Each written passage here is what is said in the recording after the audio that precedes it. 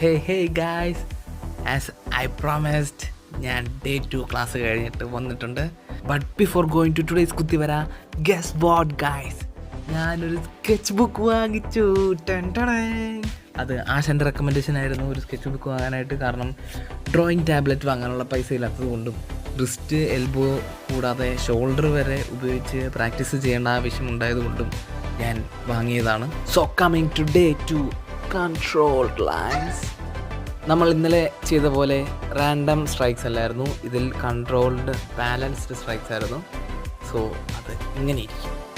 അപ്പോൾ ഇന്നത്തെ സെഷൻ കഴിഞ്ഞിട്ട്, ഹോംവർക്ക് കഴിഞ്ഞിട്ട് ഞാൻ അത് അവിടെ നിർത്തി. ഗൈസ്, ഇമ്പ്രൂവ്മെൻ്റ് ഉണ്ടോ എന്ന് ചോദിച്ചാൽ എനിക്ക് ഒന്നും പറയാൻ പറ്റുന്നില്ല.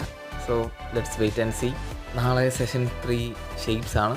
സോ അത് കഴിഞ്ഞിട്ട് നാളത്തെ അപ്ഡേറ്റുമായിട്ട് ഞാൻ വരുന്നതായിരിക്കും. Till then